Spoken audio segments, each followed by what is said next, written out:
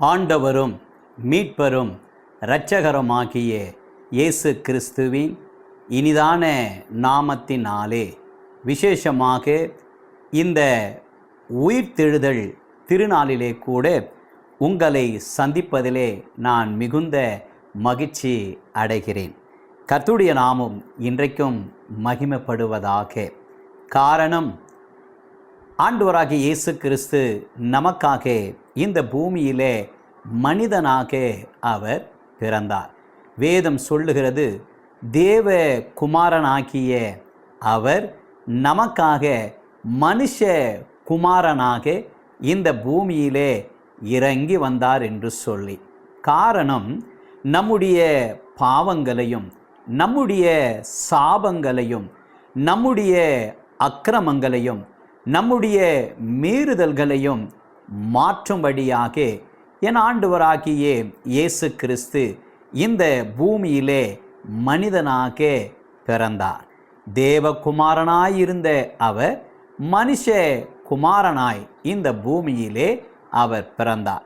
காரணம், பிறந்தது மாத்திரம் அல்ல, உனக்காகவும் எனக்காகவும் உங்களுக்காகவும் எனக்காகவும் அவர் மரிக்கும்படியாக, சாகும்படியாக, ஜீவ பலியாக தன்னை ஆண்டவராகிய இயேசு கிறிஸ்து ஒப்பு கொடுத்தார்.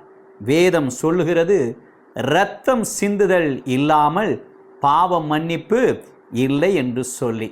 அப்படியாக உங்களுடைய பாவத்தையும் என்னுடைய பாவத்தையும் மன்னிப்பதற்கு ஒரு இரத்தம் தேவைப்படுகிறது.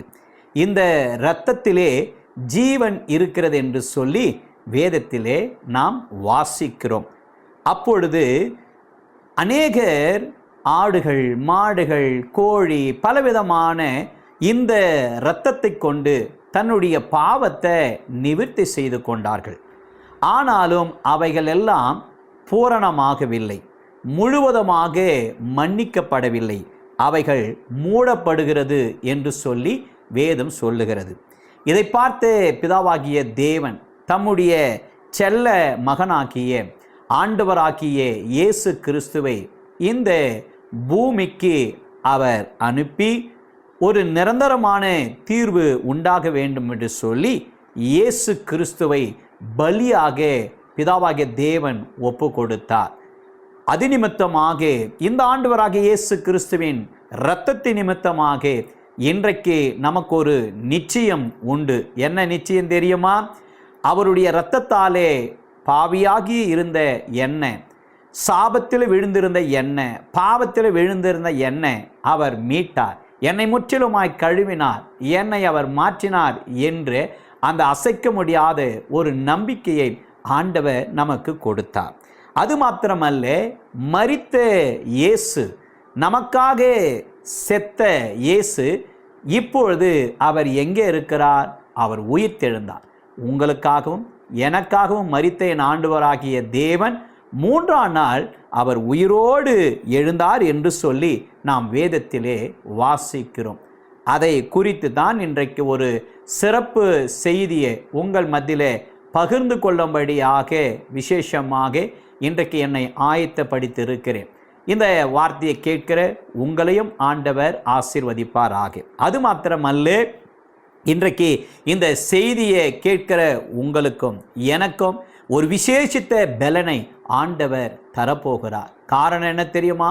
உயிர்த்தெழுந்த வல்லமை ஒரு மனிதனுக்குள்ளே இருக்கும் பொழுது கட்டுகள் உடையும், சாப கட்டுகள் மாறும், செய்வினைகள் உடையும், செய்வினை கட்டுகள் மாறும், மந்திரங்கள் தந்திரங்கள் எல்லாம் நிர்மூலமாக்கப்படும், சூனியங்கள் எல்லாம் ஒன்றுமில்லாமல் போவோம். எப்பொழுது? இந்த உயிர்த்தெழுந்த ஆண்டவராகிய இயேசு கிறிஸ்துவினுடைய வல்லமையை நாம் பெற்றுக்கொள்ளும் பொழுது, அவருடைய அபிஷேகத்தை நாம் பெற்றுக்கொள்ளும் பொழுது இப்படிப்பட்ட காரியங்கள் நிச்சயமாகவே நடக்கும். அது மாத்திரமல்ல, ஆண்டவராகிய இயேசு கிறிஸ்து நமக்காக, இந்த ஒட்டுமொத்த உலகத்துக்காக அவர் மரித்தார். மரித்து அவர் அடக்கம் பண்ணப்பட்டார். அது மாத்திரமல்ல, ஆண்டவர் சொன்னார், நான் மரிப்பேன், ஆனாலும் மூன்றாம் நாள் உயிரோடு எழுந்திருப்பேன் என்று சொல்லி. சில வருடங்களுக்கு முன்பாக ஒரு செய்தித்தாளிலே நான் ஒரு சம்பவத்தை வாசித்தேன். அது என்ன சம்பவம் என்று சொன்னால், ஒரு கிராமத்திலே வயதான ஒரு தகப்பனார் மரிக்கும் தருவாயிலே, அவர் சாக போகிற தருவாயிலே தன்னுடைய பிள்ளைகளெல்லாம் அவர் அழைத்து அவர் சொன்னார், நான் சாக போகிறேன், இந்த நாளிலே சாக போகிறேன். ஆனாலும் நீங்கள் ஒரு காரியத்தை எனக்கு செய்ய வேண்டும். நான் செத்த உடனே என்னை நீங்கள் கொண்டு போய் குழியிலே புதைக்க வேண்டாம். 4 நாள் நீங்கள் காத்திருங்கள். 4 நாள் என் வீட்டிலே என்னுடைய சரீரம் இருக்கட்டும். நான் 4வது நாள் உயிரோடு எழுந்திருப்பேன் என்று சொல்லி தன்னுடைய பிள்ளைகளெல்லாம் அழைத்து அவர் இந்த வார்த்தையை சொன்னார். இதன்படியே அவர்கள் என்ன செய்தார்கள்? அதன்படியே அவர் இறந்தார், செத்து போன உடனே அவரை அடக்கம் பண்ணாதபடிக்கு தன்னுடைய பிள்ளைகள்லாம் என்ன செய்தார்கள் என்று சொன்னால், தகப்பன் சொல்லிவிட்டார் என்று சொல்லி இவைகள் இந்த சரீரத்தை அவர்கள் வீட்டிலே வைத்தார்கள். இது அக்கம் பக்கம் உள்ள ஜனங்களுக்கெல்லாம் அறிவிக்கப்பட்டது. தீ போல பரவினது. எல்லாரும் வந்து அவருடைய சரீரத்தை பார்த்தார்கள். அநேகர் அங்கே தங்கினார்கள். கடைசியில் மீடியா, செய்தித்தாள் எல்லாமே வந்துவிட்ட உடனே, அந்த குறிப்பிட்ட நாள் வந்த உடனே இன்னும் அதிகமான ஜனங்கள் வர ஆரம்பித்தார்கள். வீடியோ எடுத்துன்னு இருக்கிறாங்க. செய்தித்தாள்களெல்லாம் வந்துடுச்சு, மீடியாக்கெல்லாம் வந்துடுச்சு. இப்போ 4வது நாள் இவர் உயிர் தேடப் போகிறார் என்று சொல்லி எல்லாரும் காத்து கொண்டு இருந்தார்கள். நடந்தது என்ன தெரியுமா? அவர் சொன்னபடியே உயிர் தேடவில்லை, அவர் எழும்பவில்லை. இதை பார்த்த அதிகாரிகள்லாம் வந்து உடனே அடக்கம் பண்ண வேண்டும் என்று சொல்லி அந்த சரீரத்தை கொண்டு போய் அடக்கம் பண்ணிவிட்டார்கள். எனக்கு அன்பான சகோதரனே, எனக்கு அன்பான சகோதரியே, இந்த சம்பவத்தை எதற்காக உங்களிடத்தில் நான் பகிர்ந்து கொண்டேன் என்று சொன்னால், இன்றைக்கு அநேகர், எத்தனையோ பேர், எத்தனையோ அறிவாளிகள், எத்தனையோ விஞ்ஞானிகள், எத்தனையோ ஆராய்ச்சியாளர்கள், எத்தனையோ மாமனிதர்கள், இரும்பு மனிதர்கள் இப்படி இந்த உலகத்தில் வாழ்ந்தார்கள். ஆனாலும் மரித்தவர்கள், செத்து போனவர்கள் ஒருவரும் எழுந்ததாக சரித்திரத்திலே இல்லை, வரலாற்றிலே இல்லை. ஆனாலும் நான் பிரசங்கித்து கொண்டிருக்கிற நீங்களும் நானும் ஆராதித்து கொண்டிருக்கிற என் ஆண்டவராகிய இயேசு கிறிஸ்து, அவர் மரித்தார். மரித்த பின்பு சொன்னபடியே அவர் 3ஆம் நாள் உயிரோடு எழுந்தார்.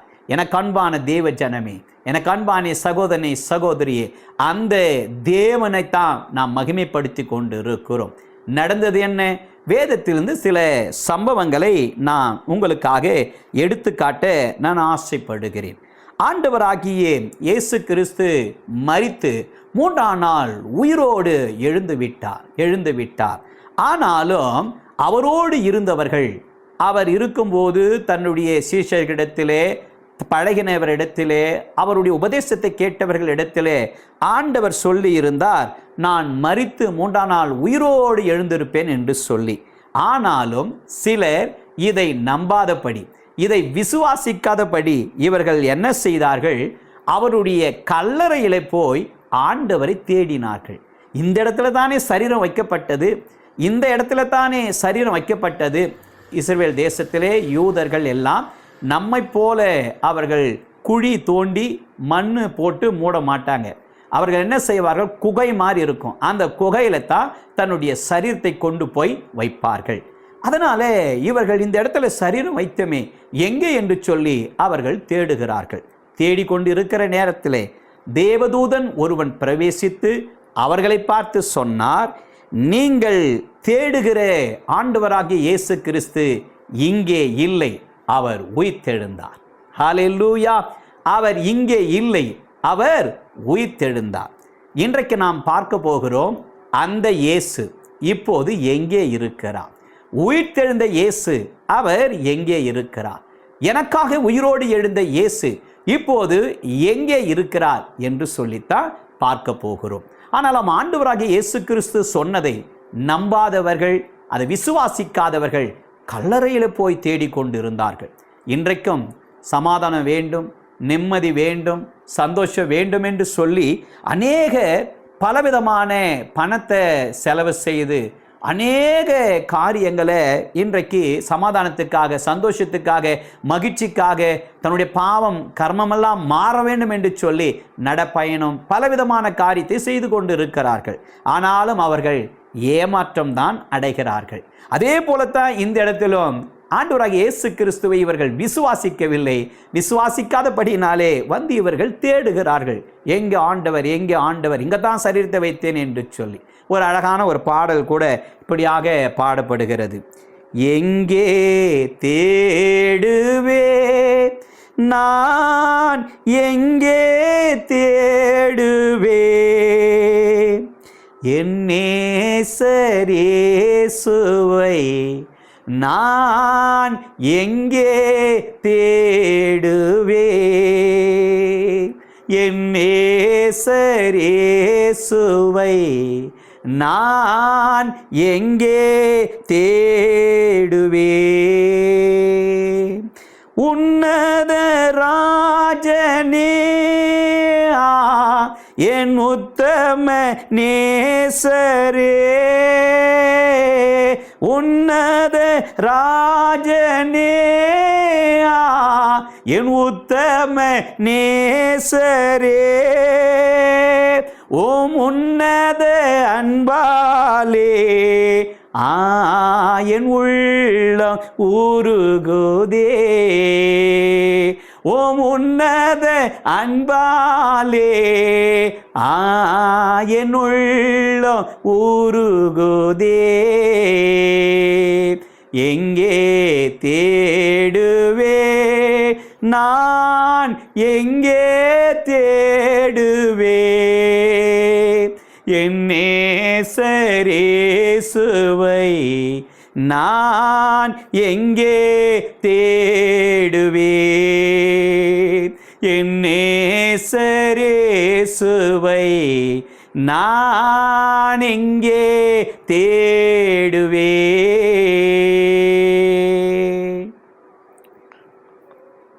உயிர்த்தெழுந்த கிறிஸ்துவை இன்றைக்கு அநேகர் தேடிக்கொண்டிருக்கிறார்கள். அநேகர் எங்கே எங்கே இயேசு என்று தேடிக்கொண்டிருக்கிறார்கள். அந்த நாளிலும் சம்பவம் நடந்த அந்த நாளிலே நடந்த காரியமும் இதுதான். இயேசுவோடு இருந்தவர்களும் அவருடைய சரீரத்தை தேடினார்கள், இயேசு எங்கே எங்கே என்று சொல்லி. இவர்களுடைய காரியத்தை புரிந்த அந்த தேவதூதன் வந்து சொல்லுகிறார், அவர் இங்கே இல்லை, அவர் சொன்னபடியே உயிர்த்தெழுந்தார். மத்தேயு 28:6 வாசிக்கிறோம், அவர் சொன்னபடியே உயிர்த்தெழுந்தார் என்று சொல்லி வேதம் சொல்லுகிறது. அது மாத்திரமல்ல, உயிர்த்தெழுந்த கிறிஸ்து 40 நாள் அவர் அநேகருக்கு தரிசனமானார் என்று சொல்லி வேதத்திலே வாசிக்கிறோம். அது மாத்திரமல்ல, ஆண்டவராகிய இயேசு கிறிஸ்துவு கூட அவர் உயிர்த்தெழுந்தது நிமித்தமாக உயிர்த்தெழுந்த அந்த நாளிலே நடந்த சம்பவங்கள் என்ன? ஒரு 7 காரியத்தை நான் வேகமாக உங்களுக்கு நான் சொல்லுகிறேன். அவர் உயிர்த்தெழுந்தது நிமித்தமாக நமக்கு என்ன நன்மை, அவர் உயிர்த்தெழுந்தது நிமித்தமாக நமக்கு என்ன ஆசீர்வாதம் என்று சொல்லி ஒரு 7 காரியத்தை நான் வேகமாக உங்களுக்கு சொல்லுகிறேன். லூக்கா 24:13-14-15 வாசிக்கும் பொழுது ஆண்டவராகிய இயேசு கிறிஸ்து உயிர்த்தெழுந்த உடனே அவர் என்ன செய்தார்? சீஷர்களோடு அவர் நடந்து போகிறவராயிருந்தார்.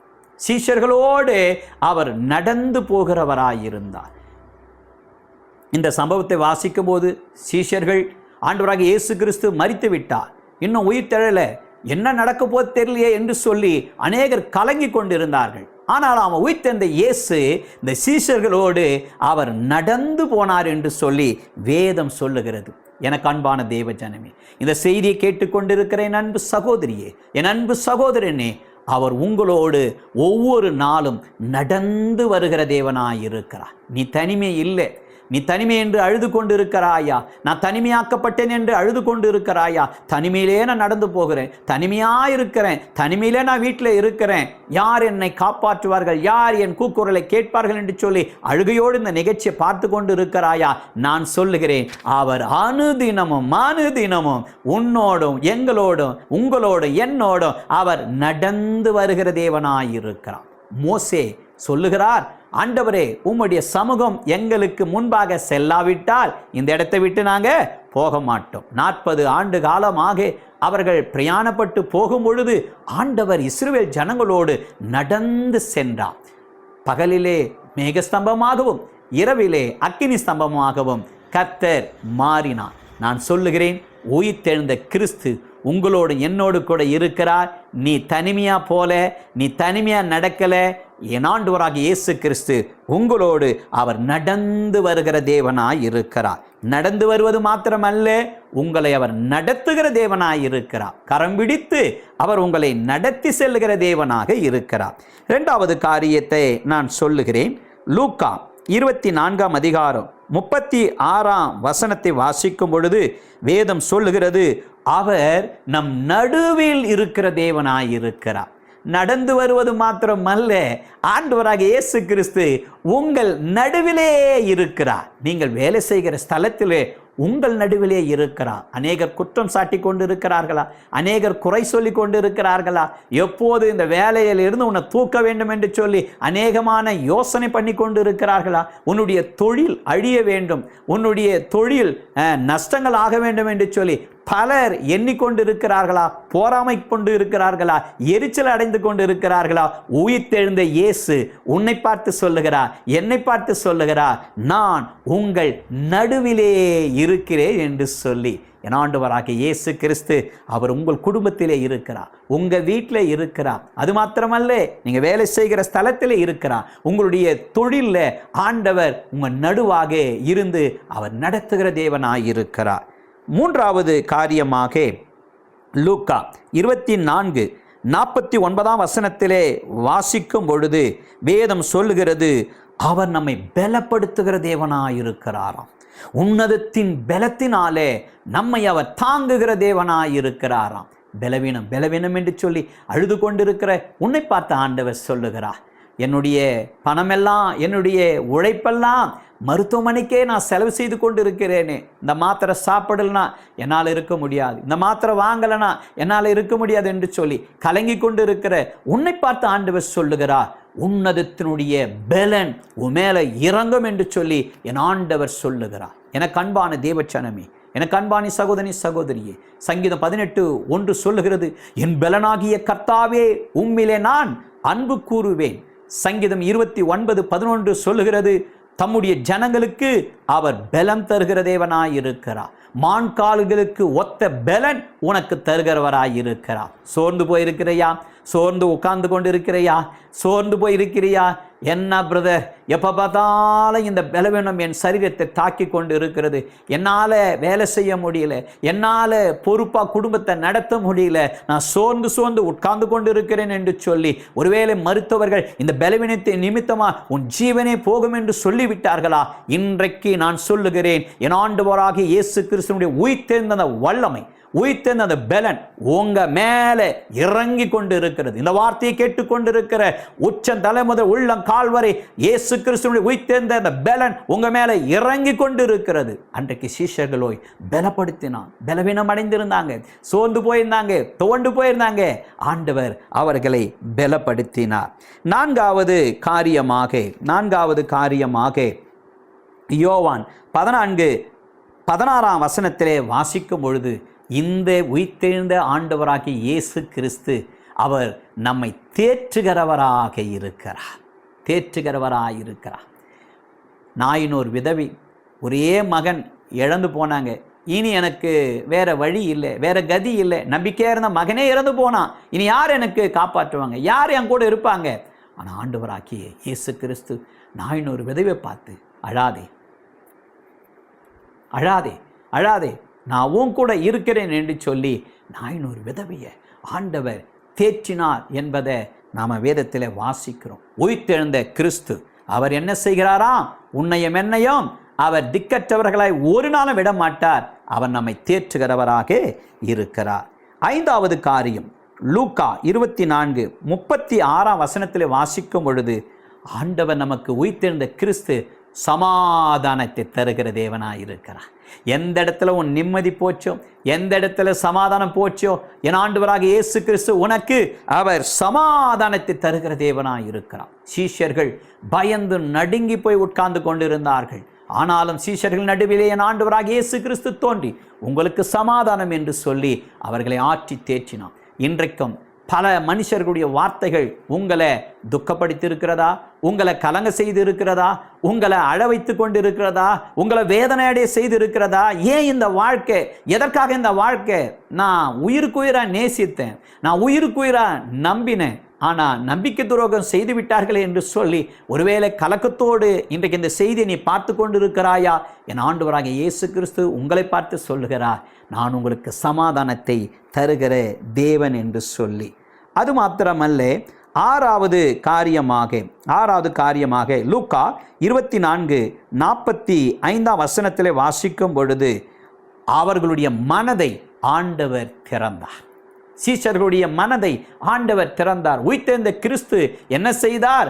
அவங்க மனசை ஆண்டவர் திறந்தார். இன்றைக்கு இந்த உலக காரியங்கள் மன கவலையும் மன வேதனையும் மன பாரத்தையும் ஏற்படுத்தி இருக்கிறது. நம்முடைய மனதை குருட்டாக்கி வைத்திருக்கிறது. என்ன செய்யணும் நமக்கே தெரியல, என்ன பண்ணுறோம் நமக்கே தெரியல, எங்கே போகிறோம் நமக்கே தெரியல, என்ன ஆலோசனை பண்ணுறது தெரியல. மனது இருளாக இருக்கிறது. ஆனாலும் இந்த உயிர்த்தெழுந்த கிறிஸ்துவை நாம் விசுவாசிக்கும் பொழுது, நம்பும் பொழுது, நிச்சயமாக சொல்கிறேன், உங்கள் மனதை ஆண்டவர் அவர் புதிதாக மாற்றுகிறவராக இருக்கிறார். உங்கள் மனதை அவர் திறக்கிற தேவனாக இருக்கிறார். இந்த செய்தியின் முடிவிலே நீங்கள் ஒரு பெரிய விடுதலையை பெற்றுக்கொள்ளப் போகிறீர்கள். ஏழாவது காரியமாக லூக்கா 24:50 வசனத்திலே வாசிக்கிறோம், அவர்களை ஆண்டவர் ஆசீர்வதித்தார். அவர்களை ஆண்டவர் ஆசீர்வதித்தார். இந்த உயிர்த்தெழுந்த இயேசு என்ன செய்தார்? அவர்களை ஆசீர்வதித்தார். எதற்காக உயிர்த்தெழுந்தார்? உன்னையும் என்னையும் ஆசீர்வதிப்பதற்காக. சாபம் சாபம் என்று சொல்லி, நஷ்டம் நஷ்டம் என்று சொல்லி, இழப்பு இழப்பு என்று சொல்லி, வேதனை வேதனை என்று சொல்லி, இருள் இருள் என்று சொல்லி வாழ்ந்து கொண்டிருக்கிற உன்னையும் என்னையும் ஆண்டவர் அவர் ஆசீர்வதிக்கிற தேவனாய் இருக்கிறார். அந்த சிஷ்யர்களை ஆண்டவர் ஆசீர்வதித்தார் என்று சொல்லி வேதத்திலே வாசிக்கிறோம். இவைகளெல்லாம் செய்துவிட்டு ஆண்டவர் அவர் பரலோகத்திற்கு எடுத்துக்கொண்டார். லூக்கா 24:51 வாசிக்கிறோம், சீஷர்களுக்கு தன்னோடு கூட இருந்த இவர்களுக்கு இந்த 7 காரியத்தை செய்துட்டு அவர் பரலோகத்துக்கு எடுத்துக்கொண்டார். எடுத்துக்கொண்டு அவர் தனிமையாக அவங்கள விடலை, தனிமையாக நம்ம விடலை. அவர் போய் என்ன செய்தார்? உனக்குள்ளும் எனக்குள்ளும் உங்களுக்குள்ளும் எனக்குள்ளும் வாசம் பண்ணுவதற்காக, ஆற்றுவதற்காக, தேற்றுவதற்காக. ஒருவேளை நமக்கு கேள்விக்குறி இருக்கலாம், இயேசுநாதர் வந்தார், அவர் வாழ்ந்தார், இப்போ மரிச்சிட்டாரு, அவர் பரலோகத்துக்கு போயிட்டாரு, எடுத்துக்கொள்ளப்பட்டார், ஆனால் இப்போ எங்கே இருக்கிறாரு என்று நம்ம கேட்கலாம். ஆனால் இயேசு என்ன செய்தார்? அவர் போய் ஒரு தேற்றரவாளனாகிய ஆவியானவரை நமக்குள்ளே அவர் அனுப்பியிருக்கிறார். அந்த ஆவியானவர் தான் இன்றைக்கு இந்த வார்த்தையை பேசிக்கொண்டிருக்கிறார். அந்த ஆவியானவர் தான் உங்களை நடத்தி கொண்டிருக்கிறார். அந்த ஆவியானவர் தான் வசனத்தின் மூலமாக, பாடல் மூலமாக நம்மோடு பேசி கொண்டிருக்கிறார். எனக்காக மரித்த இயேசு உயிர்த்தெழுந்தார். உயிர்த்தெழுந்தது மாத்திரமல்ல, அந்த ஆவியானவரை, தேற்றரவாளனை எனக்காக அவர் அனுப்பினார் என்று சொல்லி வேதம் சொல்லுகிறது. உயிர்த்தெழுந்த கிறிஸ்து மறுபடியும் அவர் என்ன செய்ய போறாரா? அவர் மீண்டுமாக வரப்போறாராம். அவர் வருவதற்குள்ளாக ஆவியான தேவன், ஆவியானவர் நம்மை சுத்தமாக்கி, கழுவி, சுத்திகரித்து, நம்மை பரிசுத்தமாக்கி, நமக்கு என்னென்ன செய்ய வேண்டுமோ எல்லாத்தையும் செய்துட்டு அதை ஆண்டவராகிய இயேசு கிறிஸ்துவினுடைய கரத்தில் ஆண்டவர் கொடுக்க போகிறார். எனக்கு அன்பானே தேவஜனமே, எனக்கு அன்பானே சகோதரனே சகோதரியே, வேதம் சொல்லுகிறது அந்த ஆவியானவர் நமக்குள்ளே இருக்கிறது ஒரு பெரிய ரகசியமாயிருக்கிறது. கொலோசியர் 1:27 வாசிக்கிறோம், மகிமையின் நம்பிக்கையாக அவர் நமக்குள்ளே வாசம் பண்ணி கொண்டிருக்கிறார். யார்? ஆவியானவர். கிறிஸ்து மரித்தார், மரித்து உயிர்த்தெழுந்தார். ஆனால் நம்மை தனியாக விட்டு விடவில்லை, நம்ம தனிமையில விடவில்லை. ஒரு ஆவியானவரை, தேற்றரவாளனை நமக்காக அவர் அனுப்பினார். அந்த ஆவியானவர் தான் இப்போது உன்னையும் என்னையும் நடத்தி கொண்டிருக்கிறது. உங்ககிட்ட என்கிட்டையும் அந்த ஆவியானவர் தான் பேசி கொண்டிருக்கிறார். அந்த ஆவியானவர் எப்படி இருக்கிறார் என்று சொன்னால், மகிமையின் நம்பிக்கையாக அவர் எனக்குள்ளே வாசம் பண்ணி கொண்டிருக்கிறார். அது மாத்திரமல்ல, வேதம் சொல்லுகிறது, 1 தெசலோனிக்கேர் 4:16 வாசிக்கும் பொழுது, கடந்து போன இயேசு கிறிஸ்து, உயிர்த்தெழுந்த இயேசு கிறிஸ்து அவர் மீண்டுமாக எக்கால தூதர்களுடைய சத்தத்தோடு அவர் மீண்டுமாக உங்களையும் என்னையும் அழைத்து கொண்டு போகும்படியாக அவர் வரப்போகிறார். அவர் அழைத்து கொண்டு போகும் பொழுது அந்த இடத்துல எப்படி இருக்கும் என்று சொல்லி வெளிப்படுத்தல் 7:16-17 சொல்லுகிறது. அங்கே கண்ணீர் இல்லையாம், அங்கே துக்கம் இல்லையாம், அங்கே உஷ்ணம் இல்லையாம், அங்கே பசி இல்லையாம், அங்கே பஞ்சம் இல்லையாம், அங்கே வியாதி இல்லையாம், அங்கே ஒன்றும் இல்லையாம். ஒவ்வொரு நாளும் நாம் சந்தோஷமாக வாழும்படியாக ஆண்டவர் அனுக்கிரகம் பாராட்டுவார். எனக்கு அன்பான தேவச்சனமே, அவர் இங்கே இல்லை, அவர் இங்கே இல்லை. அப்போது எங்கே இருக்கிறார்? எனக்குள்ளே இருக்கிறார், உங்களுக்குள்ளே இருக்கிறார், உங்க வீட்டில் இருக்கிறார். நீ நடந்து போகும்போது உன் கூட கரம் பிடித்து அவர் வருகிறார். உங்க நடுவிலே இருக்கிறார், உங்க நடுவிலே இருக்கிறார், சமாதானத்தை தருகிறார். மரித்த கிறிஸ்து அவர் இங்கே இல்லை, அவர் உயிர்த்தெழுந்தார். உயிர்த்தெழுந்த கிறிஸ்து இப்போது மகிமையின் நம்பிக்கையாக அவர் எனக்குள்ளும் உங்களுக்குள்ளும் வாசம் பண்ணி கொண்டிருக்கிறார். அந்த இயேசு மீண்டுமாக வரப்போகிறார். அவருடைய வருகைக்காக நாம் ஆயத்தமாவோமா? நான் உங்களுக்காக ஜெபிக்கிறேன்.